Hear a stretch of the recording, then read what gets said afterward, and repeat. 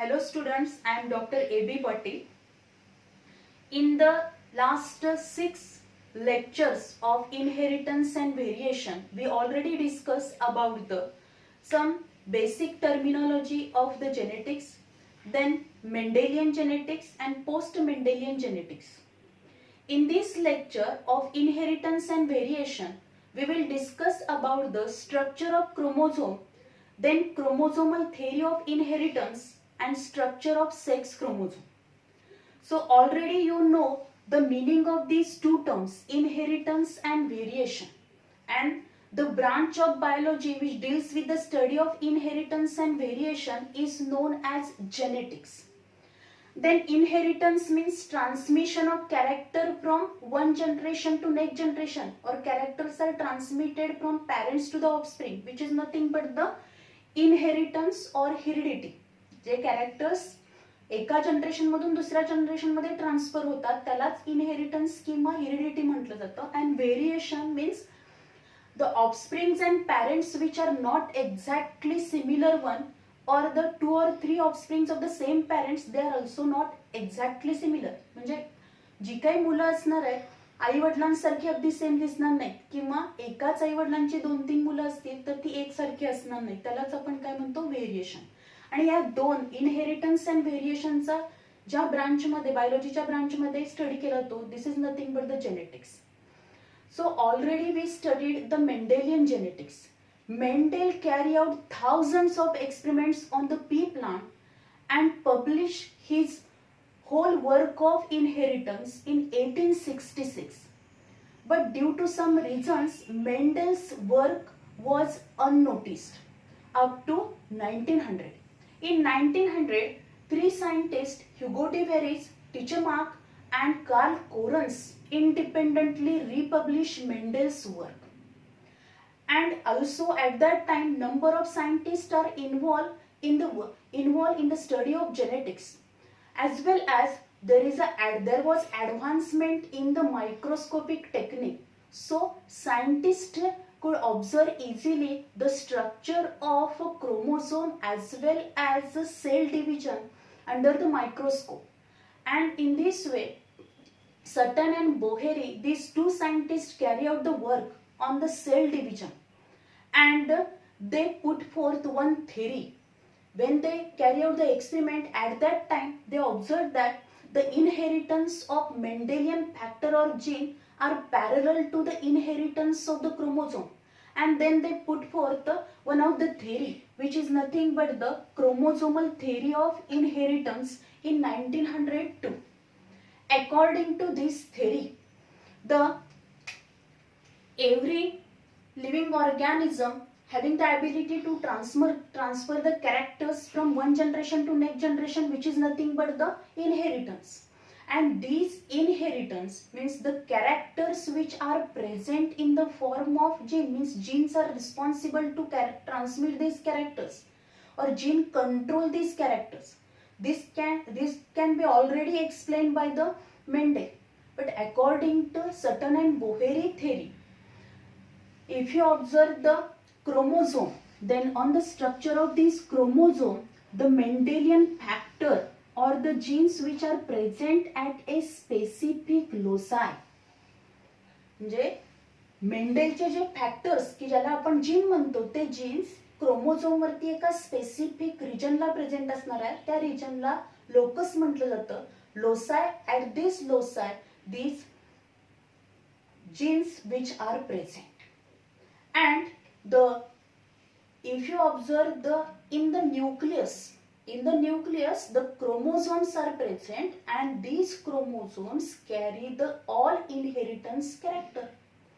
If you observe the gamete nucleus, जर आपण गॅमेटचं nucleus बघितलं, गॅमेट हे कसं असतं, हॅप्लॉइड असतं, and this haploid gamete nucleus also having the chromosomes which inherited the all characters in the next generation, and the chromosomes which are present in the pair, homologous pair in the somatic cells. जे काही chromosome present असणार आहे ते somatic sale मध्ये काय असणार आहे, diploid sale मध्ये हे नेहमी कसे असतात, पेअर मध्ये प्रेझेंट असणार. and these are nothing but the homologous chromosome. Then what is the meaning of homologous chromosome? Homologous chromosome म्हणजे काय?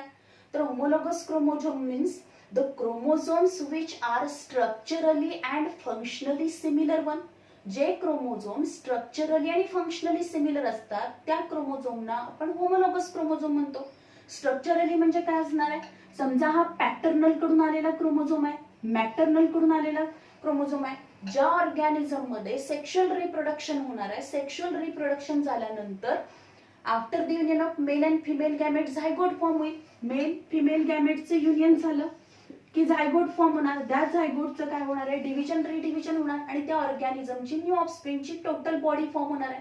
त्याच्या बॉडी मधली कोणतीही सेल आपण घेतली तर त्याच्यामध्ये double set of the chromosome असणार. म्हणजे one set of the chromosome from the maternal, mother कडून आलेला एक क्रोमोझोमल सेट आहे, फादर कडून आलेला एक क्रोमोझोमल सेट आहे. आणि त्यामुळे जेव्हा त्या ऑर्गॅनिझम मध्ये आफ्टर द प्रिमिटिव्ह ग्रोथ, जेव्हा तो रिप्रोडक्टिव्ह स्टेज मध्ये येईल आणि त्याच्यामध्ये गॅमेट फॉर्मेशनची प्रोसेस सुरू होईल, त्यावेळी गॅमेट फॉर्मेशन होताना काय होणार आहे? मिओसिस प्रोसेस होते. And during meiosis, by the meiosis gamete formation is takes place in meiosis first. तुम्ही 11th स्टँडर्ड मध्ये ऑलरेडी मायटोसिस मिओसिस स्टडी केलेला आहे. तर मिओसिस मधल्या प्रोफेज फर्स्ट मध्ये आपल्याला माहिती आहे लिप्टोटिन, झायगोटिन, पॅचिटिन, डिप्लोटिन, डायकायनेसिस या 5 फेजेस आहेत. तर प्रोफेज फर्स्ट मध्ये काय होणार आहे? Homologous chromosome they lie near to each other. म्हणजे हे मॅटर्नल कडून आलेला एक क्रोमोझोम, पॅटर्नल कडून आलेला क्रोमोझोम, होमोलॉगस क्रोमोझोम म्हणजे मदर मधला 9 नंबरचा क्रोमोझोम, फादर मधला 9 नंबरचा क्रोमोझोम हे एकमेकाच्या काय असणार आहेत? दे lie near to each other. आता हे दोन्ही तसे आहेत होमोलॉगस. यांना होमोलॉगस का म्हणायचं? कारण याच्यावरती असलेला जीनचा नंबर, पॅटर्नल कडून आलेल्या क्रोमोझोम वरती असलेला जीनचा नंबर आणि मॅटर्नल कडून आलेला क्रोमोझोम वरचा जीनचा नंबर हा सेम असणार. त्याच पद्धतीने काय असेल? पॅटर्नल कडून आलेला 9 नंबरचा क्रोमोझोम हा जे कॅरेक्टर्स कंट्रोल करणार आहे त्याच टाईपचे सेम कॅरेक्टर काय करणार आहे? मॅटर्नल कडून आलेला क्रोमोझोम काय करेल? कंट्रोल करेल. म्हणजे स्ट्रक्चरली आणि फंक्शनली ते सिमिलर आहेत अशा क्रोमोझोमना आपण काय म्हणतो? होमोलॉगस क्रोमोझोम म्हणतो. Means whenever you observe the diploid cell आपण बघतो, सोमॅटिक सेल बघतो, तेव्हा chromosomes they are present in the homologous pair. But during the gamete formation, पण जेव्हा त्याच्यामध्ये गॅमेट फॉर्मेशन होणार आहे and this gamete formation is takes place by the meiosis ni gamete formation होईल. At that time these homologous chromosome they segregate or separate from each other and they assort independently. आता आपल्याला law of independent assortment माहिती आहे मेंडेलचा, की ज्याच्यामध्ये आपण बघितले समजा येलो राऊंड म्हणजे येलो कलर आहे सीडचा आणि शेप आहे, पण हे दोन कॅरेक्टर एका क्रोमोझोम वरती जरी प्रेझेंट असले तरी ते गॅमेट्स मध्ये ट्रान्सफर होताना येलो कलर गेल्यानंतर राऊंड शेप गेलाच पाहिजे असं काही नाहीये. त्यामुळं ह्याच्यामध्ये पण हेच सुद्धा सटन आणि बोहेरीला पाहायला मिळालं की the chromosome homologous, whenever you observe the somatic cell, the chromosomes are present in the homologous pair. But whenever there is a gamete formation, जेव्हा gamete formation होईल, at that time these homologous chromosome they segregate or separate from each other and assort independently. ते separate होणार आहेत, assort independently and each gamete आणि प्रत्येक gamete मध्ये त्या homologous pair मधला एक काय होणार आहे? क्रोमोझोम येईल. म्हणजे सपोज जर ह्युमन बिंगचं आपण एक्झाम्पल घेतलं तर ह्युमन बिंग मध्ये 23 पेअर्स ऑफ द क्रोमोझोम्स असणार आहेत. सोमॅटिक सेल मध्ये, जर्म सेल मध्ये 46 क्रोमोझोम्स आहेत. पण जेव्हा गॅमेट फॉर्मेशन होईल तेव्हा काय होणार आहे? त्या गॅमेट मध्ये काय असतील? 23 क्रोमोझोम्स असणार आहेत. Haploid number of the chromosome होणार म्हणजे chromosome number reduced to half होणार म्हणजे होमोलॉगस पेअर मधला एक एक क्रोमोझोम हा गॅमेट मध्ये जाणार आहे. Then according to this theory, या थेरीने अजून काय सांगितलंय? Then if you observe the nucleus of this gamete, या न्यूक्लियस गॅमेटचं न्यूक्लियस आपण बघितलं. The chromosomes which are present in the nucleus of this gamete having the all hereditary characters. And so gametes, male or female gametes, sperms or eggs, these are the link between the parent and offspring. These are the bridge between the parents and offspring. म्हणजे एका generation आणि दुसऱ्या generation मधलं parent आणि offspring मधली link किंवा bridge हे कोण आहेत तर गॅमेट्स आहेत. मेल गॅमेट्स फिमेल गॅमेट्स हे काय असणार आहे. These are the bridge between the offspring and the parents and offspring. Then also whenever there is a fusion of these male and female gamete, म्हणजे गॅमेट फॉर्मेशन होताना हे homologous chromosome separate झाले, gamete formation झालं, gametes form झाले. But whenever there is a fertilization, जेव्हा fertilization होईल male and female गॅमेटचं union झालं, झायगोट फॉर्म झालं. In this way, in this zygote, diploid number of the chromosome which can be maintain because from this zygote whole organism is formed. So diploid set of the chromosome number which can be maintained in the next generation. Then as these chromosomes which having the different genes and these genes control the different characters, means they play very important role in the inheritance and heredity. So these chromosomes play very important role in the formation of the whole organism or express the definite characters. If any chromosome or the part of chromosome is deleted, समजा एखादा chromosome delete झाला, त्याचा part delete झाला, त्याच्यातले काही jeans delete झाले, then there is a abnormality or disorder which is observed in the organism. Organism मध्ये आपल्याला काय पाहायला मिळेल, एखादी abnormality पाहायला मिळते, डिसऑर्डर पाहायला मिळते, जेनेटिकल डिसऑर्डर पाहायला मिळते. त्याचबरोबर जर आपण बघितलं, the individuals of the same species having the same number of the chromosome, म्हणजे ह्युमन बिंग आपण बघितले तर ह्युमन बिंग, सगळ्या ह्युमन बिंग मध्ये आपल्याला काय दिसणार आहे, 46 हा क्रोमोझोम नंबर दिसणार आहे. की मग पायसम सटायवम मध्ये तुम्ही बघितला, पी प्लांट मध्ये बघितल्या, सगळ्या पी प्लांट मध्ये आपल्याला काय दिसणार आहे तर 14च क्रोमोझोम नंबर दिसणार. म्हणजे एका स्पेसीच्या सगळ्या इंडिव्हिज्युअल मधला क्रोमोझोम नंबर काय असणार आहे, सेम असेल. Then in the individual this chromosome number remain same throughout his life span. त्याच्यामध्ये चेंजेस होणार नाहीयेत. एकदा का तो ऑर्गॅनिझम फॉर्म झाल्यानंतर त्याच्यामध्ये जे काय मायटोसिस होईल, नंबर ऑफ सेल्स फॉर्म होतील, पण त्याच्या क्रोमोझोम नंबर मध्ये चेंज होणार नाही.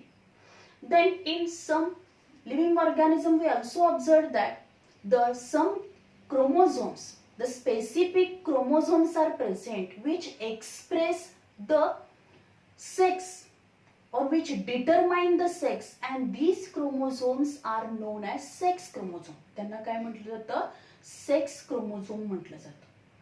So these concepts which are explained by the Sutton and Boheri in their theory of chromosomal theory of inheritance.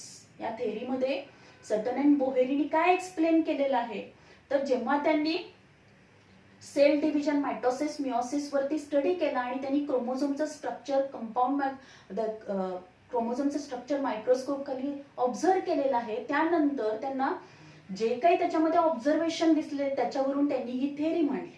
की ज्या थेअरीमध्ये त्यांनी काय एक्सप्लेन केलेलं आहे, the inheritance of Mendelian gene which is parallel to the inheritance of the chromosome, and they observed that the chromosomes which are present in the nucleus of gamete they inherit the all characters. Then gametes, sperms and eggs which act as a link or bridge between the parents and offspring.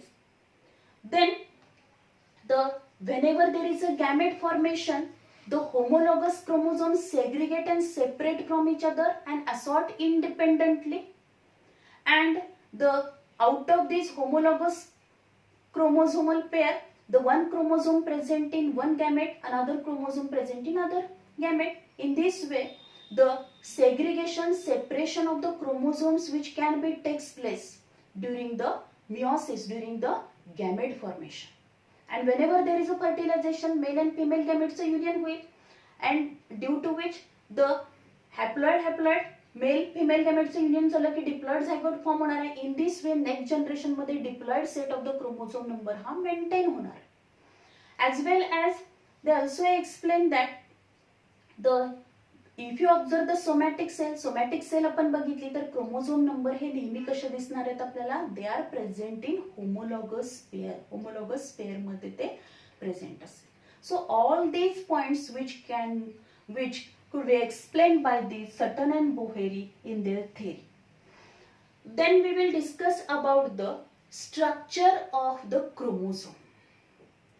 The chromosomes, whenever you observe the chromosome normally present in the form of chromatin network.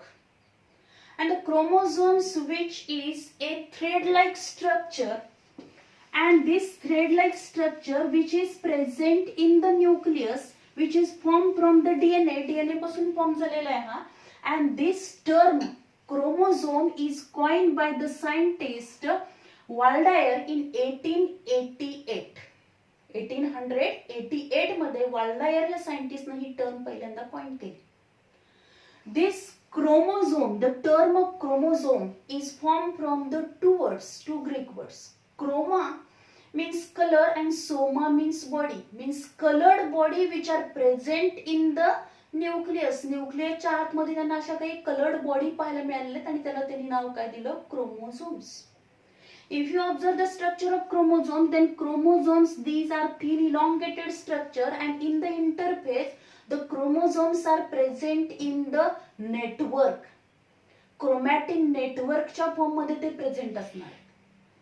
And the chromosomes which are formed from the DNA, histone and non-histone protein in the eukaryotic organism.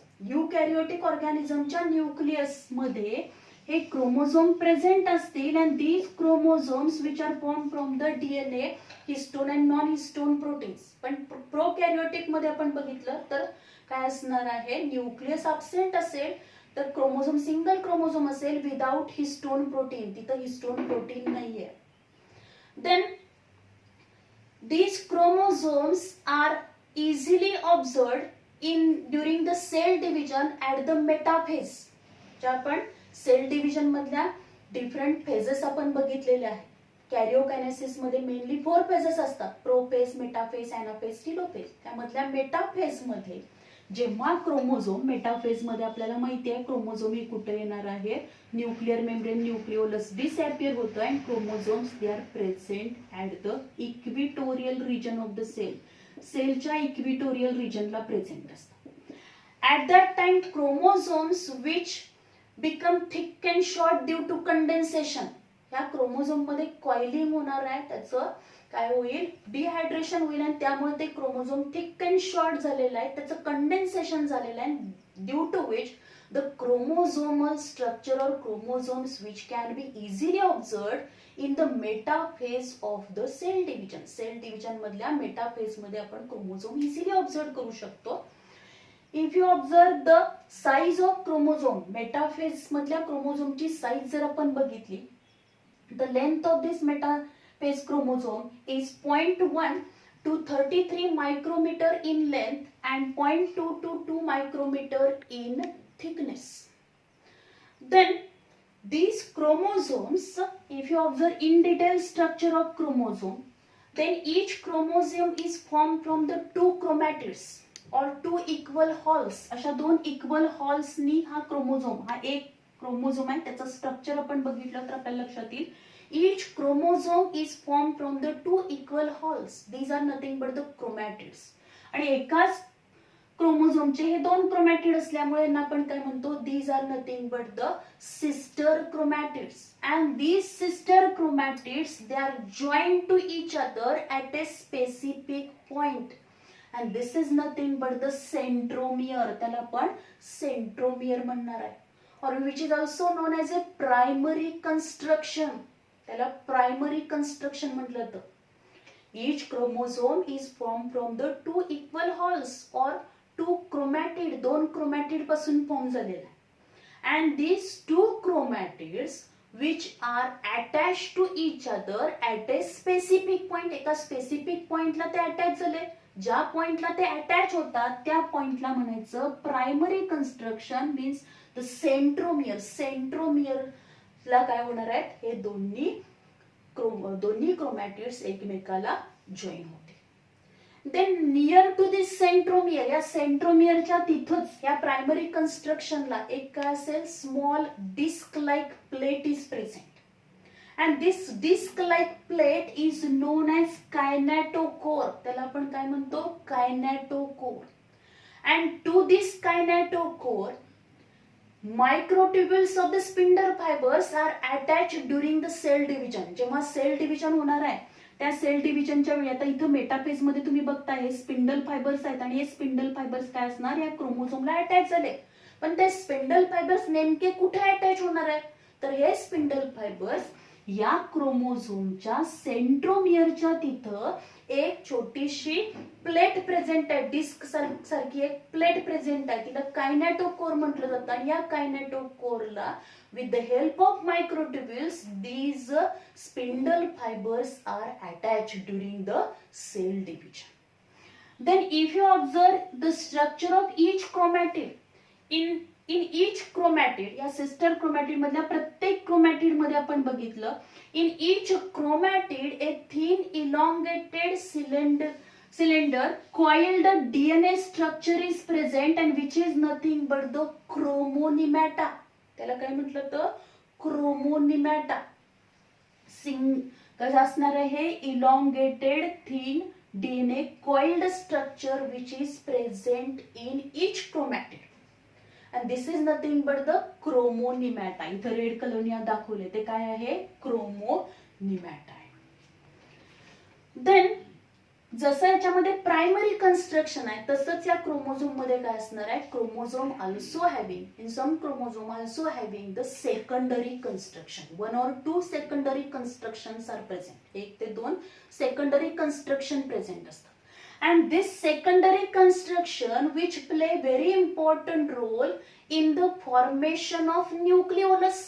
जर आपण structure बघितलं न्यूक्लियसचं, तर या न्यूक्लियसच्या structure मध्ये असं आपल्याला बाहेर nuclear envelope पाहायला मिळेल. त्याच्यामध्ये मध्ये पोर असतात, न्यूक्लिअर पोर. आतमध्ये हा डीएनए क्रोमॅटिन नेटवर्क प्रेझेंट आहे. आणि त्याचबरोबर त्याच्यामध्ये आपल्याला अजून एक स्ट्रक्चर पाहायला मिळतं, असं ग्लोब्युलर स्ट्रक्चर पाहायला मिळतं. त्याला आपण काय म्हणतो, न्यूक्लिओलस म्हणतो. And this nucleolus which is in the formation of nucleolus secondary construction play very important role, so it is also known as nucleolar organizer. म्हणून त्याला दुसरं नाव काय दिलंय, nucleolar organizer. Near to this secondary construction a globular structure is present at one end of the chromosome which is known as a satellite. And this satellite decide the formation of the nuclear organizer site. हा satellite फक्त काय करेल, site decide करतो, न्यूक्लिओलर organiser ची site decide करणार आहे. So satellite present at one end of these chromosome near to the nuclear organizer or near to the secondary construction. Then the tip portion of this chromosome which is known as telomere. त्याला आपण काय म्हणतो, telomere. हा जो part दिसतोय हा काय आहे, टेलोमर आहे. And this telomere has a unique characteristic. याच्यामध्ये एक युनिक कॅरेक्टरिस्टिक आहे. This telomere of one chromosome never stick to the other chromosome. जरी क्रोमोझोमचं नेटवर्क असेल तर हा टेलोमर जो असणार आहे तो टेलोमर रिजन हा दुसऱ्या क्रोमोझोमला स्टिक होणार नाहीये. But it stick to the nuclear envelope. पण हा टेलोमर कुठं स्टिक होऊ शकतो, या न्यूक्लिअर एनव्हलपला स्टिक होऊ शकणार आहे, पण दुसऱ्या क्रोमोझोमला स्टिक होणार नाही. So this is the unique characteristic of this telomere. या टेलोमरची एक युनिक कॅरेक्टरिस्टिक आहे. Then on this chromosome small beaded structure, small swellings आपल्याला याच्यावरती पाहायला मिळतात. And these are nothing but the chromomeres. त्याला काय म्हटलंय, क्रोमोमियर्स. या क्रोमॅटिड्स वरती अशा छोटे छोटे स्वेलिंग्स आपल्याला पाहायला मिळतील. And these swellings are known as chromomeres. त्यांना काय म्हटलं तर chromomeres. So this is all about the structure of chromosome. If you observe the structure of chromosome, each chromosome is formed from the 2 chromatids. These are known as sister chromatids. These chromatids are attached at a specific point which is known as centromere or the primary construction. Near to primary construction, small disc-like plate is present known as kinetochore. And to this kinetochore, microtubules of the spindle fibers are attached during the cell division. Then, in each chromatid, elongated cylinder thin coil DNA structure is present, which is nothing but the chromonemata. Then, in the chromosome, along with primary construction, one or two secondary construction are present. Secondary construction play important role in the formation of nucleolus, and nucleolus are active in the protein synthesis. या nucleolus चा important role काय आहे? Which is active in the protein synthesis. Near to this secondary construction, there is a presence of the satellite present आहे, and at the tip portion there is a presence of telomere. So this is all about the structure of the chromosome. Then if you observe the types of chromosome on the basis of the location of centromere, या centromere ची location कुठे आहे याच्यावरून क्रोमोझोमचे 4 types पडतात. Metacentric chromosome. If you observe the metacentric chromosome, if the centromere is present in the middle of the chromosome, बरोबर क्रोमोझोमच्या मध्ये centromere present असेल, then it is known as a metacentric chromosome. त्याला आपण काय म्हणणार आहोत? Metacentric chromosome. म्हणजे क्रोमोझोमच्या बरोबर मध्ये मिडल रिजनला सेंट्रलला बरोबर काय असणार आहे? सेंट्रोमियर प्रेझेंट असेल. then it is known as metacentric chromosome.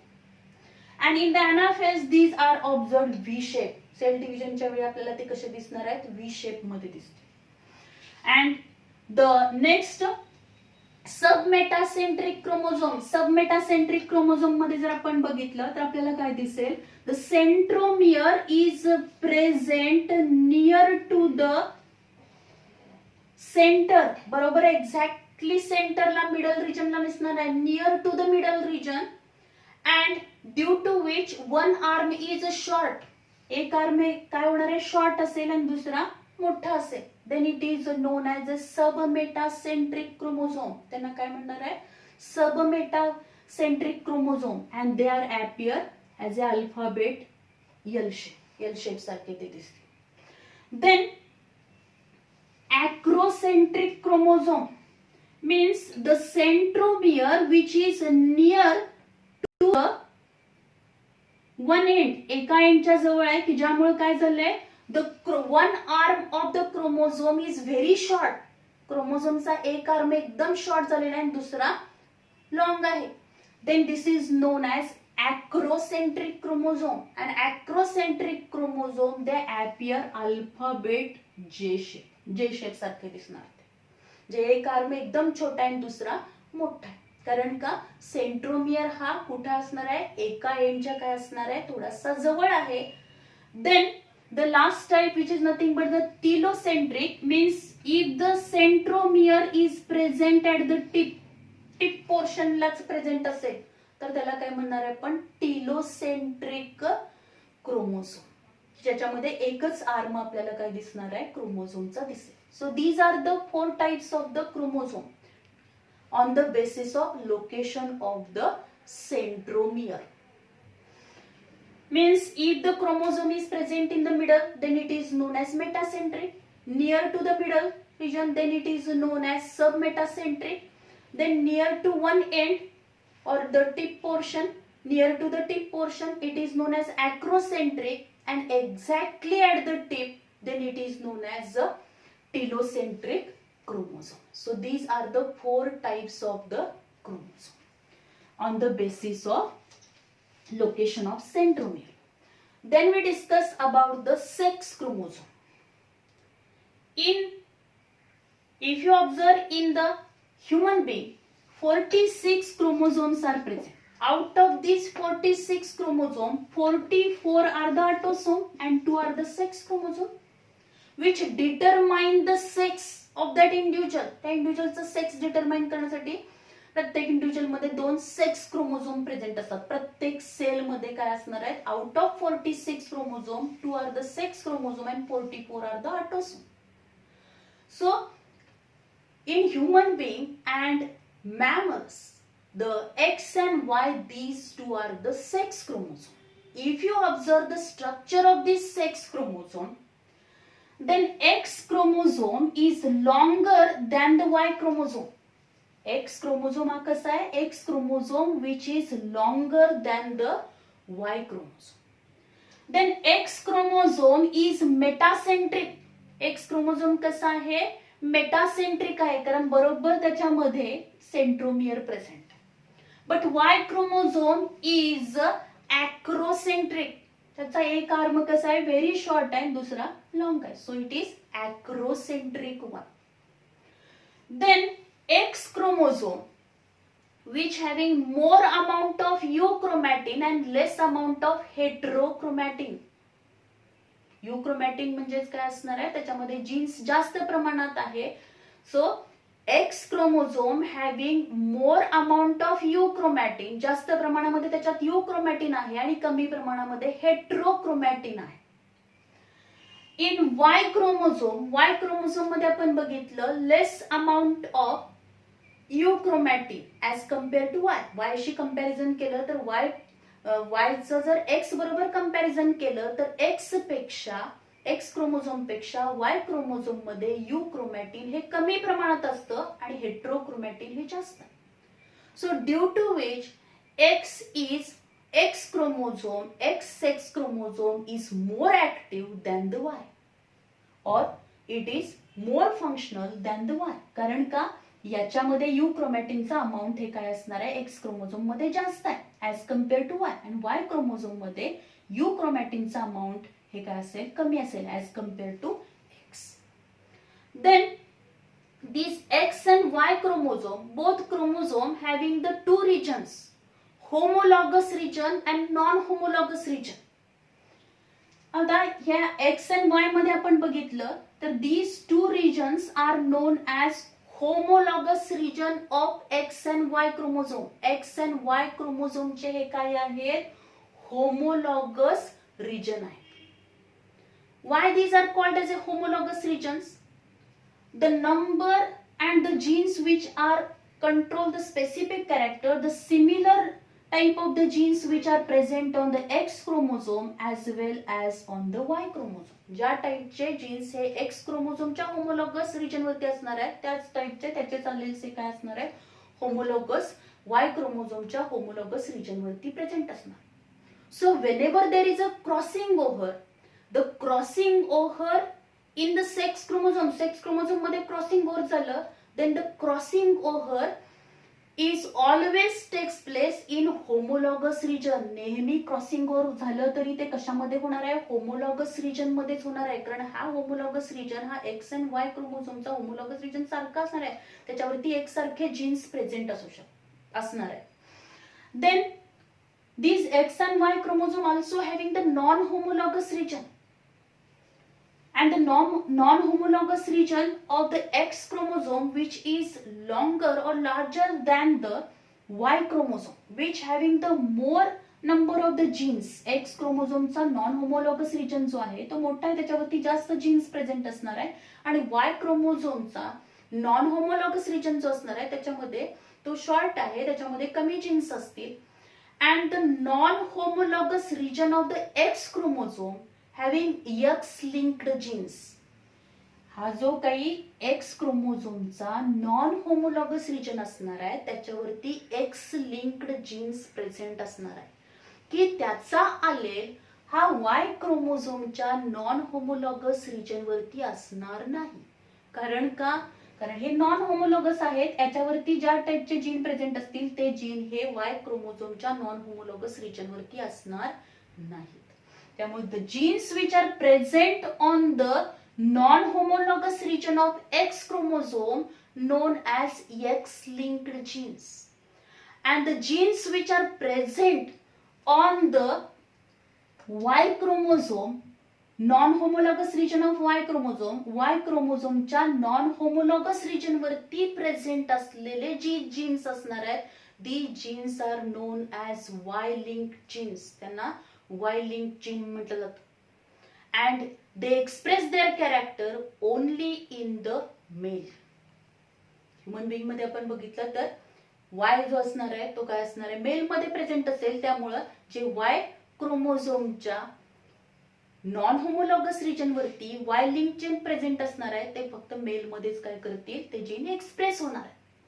So this is the structure of the sex chromosome. In human being and other mammals, you observe the two sex chromosomes are present, X and Y. If you observe the structure of these two sex chromosome, X chromosome is longer than the Y chromosome. Y chromosome पेक्षा X chromosome हा longer आहे. X chromosome having more amount of euchromatin and less amount of heterochromatin. Y chromosome having less amount of euchromatin and more amount of heterochromatin. So the X chromosome is more functional, more active than these X and Y chromosome having the homologous region as well as non-homologous region.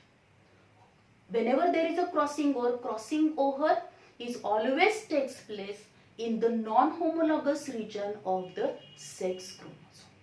So this is all about the structure of the sex chromosome. Then these chromosomes which play very important role because they having the ability of the self replication. Chromosome मध्ये कसली ability आहे, self रिप्लिकेशनची ability आहे. सगळे जे chromosomes आहेत, these chromosomes having the ability of self replication and they play vital role in the inheritance, variation, mutation and the evolution. जे character inheritance means characters are transmitted from generation after generation, त्याच्यामध्ये त्याचा important role आहे.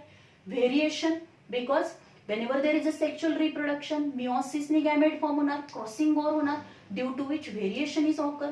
Mutation, sudden change in the their genetic makeup मध्ये जर sudden change झाला, एका दुसरा chromosome delete झाला, ऍड झाला, तर काय दिसेल आपल्याला, जेनेटिक मेकअप मध्ये चेंज दिसेल, means the mutation. And evolution as the sexual reproduction, due to sexual reproduction new offsprings are developed, characters are transmitted from one generation to next generation, and during that process crossing over takes place. This process takes place by the meiosis मुळे होणार आहे, and due to which we observe the variation, and variation play very important role in the evolution मध्ये त्याचा important role आहे. Then chromosomes which also play very important role in the protein synthesis मध्ये पण त्याचा important role. So these are the different functions of the chromosome. Then we discuss about the ploidy. Ploidy is nothing but the basic number of the chromosome. Basic number of the क्रोमोझोमचा basic number, degree of variation of the degree of multiplication of the basic number of the chromosome is nothing but the ploidy. त्याला आपण ploidy म्हणतो. And then this ploidy which is again divided into two types, euploidy and uneuploidy. Euploidy is the condition in which chromosome number is exact multiple of the genome. Chromosome number is exact multiple of the genome. Then this condition is known as euploidy. त्याला आपण euploidy म्हणतो. जसं आपण जर बघितलं, जर single set of the chromosome number असेल तर त्याला आपण काय म्हणणार आहोत, हॅप्लॉइड. त्याला काय म्हणतो आपण, हॅप्लॉइड. जर double set of the chromosome number असेल, डिप्लॉइड. मीन्स समजा त्याचा बेसिक नंबर जो आहे क्रोमोझोमचा, हॅप्लॉइड सेट किती आहे, 10 आहे. Single set of the chromosome gamete मध्ये जो फॉर्म होणार आहे तो किती असणार आहे, 10 आहे. समजा एका स्पेसिफिक ऑर्गॅनिझमचा आपण कन्सिडर केला, 10 आहे. जर डिप्लॉइड कंडिशन असेल तर त्याचा क्रोमोझोम नंबर किती असणार आहे, 20 असेल. ट्रिप्लॉइड असेल देन 30 असेल. टेट्राप्लॉइड असेल 40 होईल. पेंटॅप्लॉइड काय असणार आहे, 50 असेल. So in this way the In euploidy, you observe the chromosome number is exact multiple of the genome. Haploid, diploid and polyploid condition आपल्याला पाहायला मिळते. But if you observe in uneuploidy मध्ये जर आपण बघितलं, in uneuploidy, chromosome number is not exact multiple of genome. Chromosome number is not exact multiple of genome. तो काय genome आहे त्याचा एक्झॅक्ट मल्टिप्लिकेशन होणार नाही. तर इथं काय असेल, there is a addition or deletion of the chromosome, then this condition is known as uneuploidy. त्याला आपण uneuploidy म्हणतो. And this uneuploidy which is again divided into two types. त्याच्यामध्ये दोन आपल्याला टाइप पाहायला मिळतात, हायपोप्लॉइडी and hyperploidy. त्याला आपण हायपोप्लॉइडी or the hyperploidy म्हणतो.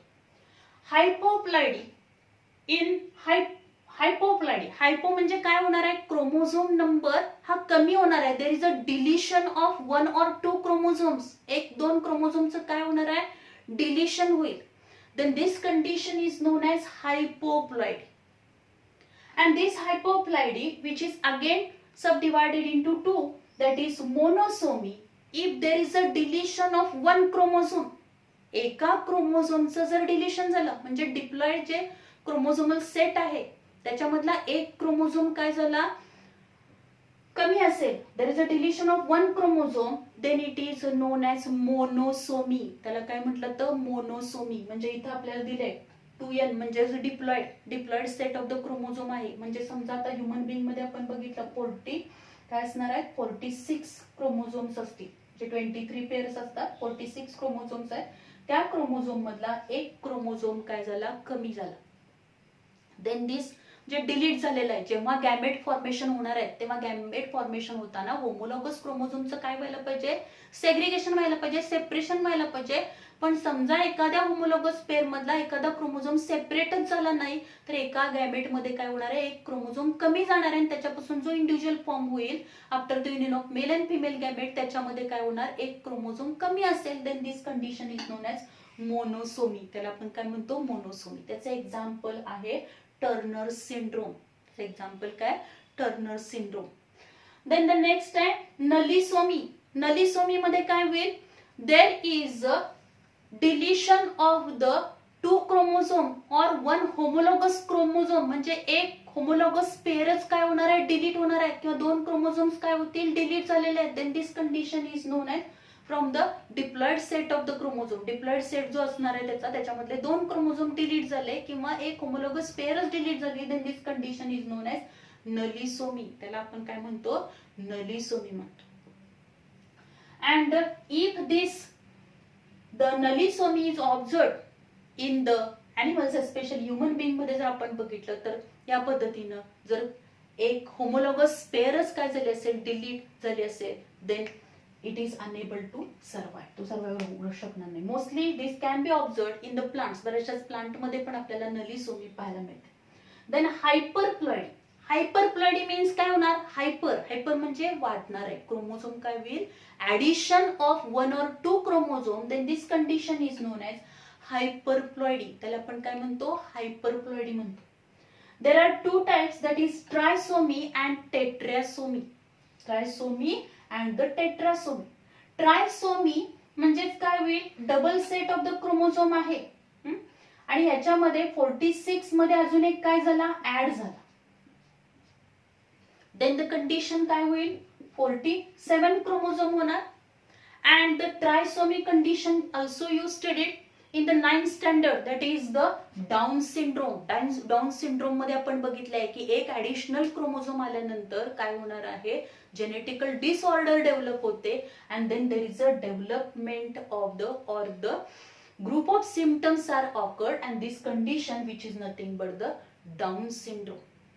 Then the tetrasomy. आता tetrasomy मध्ये काय होईल, in tetrasomy you observe that the addition of the 2 chromosomes or a 1 chromosomal pair, एक chromosomal pair add होणार आहे, 2 chromosome additional येतील. Then this condition is known as tetrasomy, म्हणजे diploid set of the chromosome मध्ये अजून 2 extra chromosome आले, त्या कंडिशनला आपण टेट्रासोमी म्हणणार आहोत.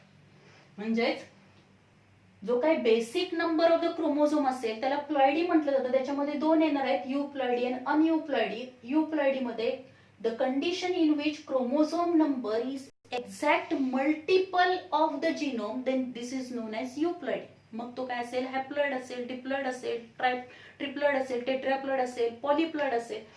and polyploid condition which is observed in the plants मध्ये आपण पाहू शकतो. अनयुप्लॉइडी मध्ये काय असणार आहे, 2 कंडिशन आपल्याला पाहायला मिळतात, हायपोप्लॉइडी आणि hyperploidy. Hypoploidy means the deletion of the 1 or 2 chromosomes and hyperploidy मध्ये काय होईल, addition of 1 or 2 chromosomes. In this way, in this lecture we discussed about all these points, that is the structure of chromosome, then structure of sex chromosome, chromosomal theory of inheritance, and the ploidy level. So in the next lecture we will discuss about the linkage. Thank you very much.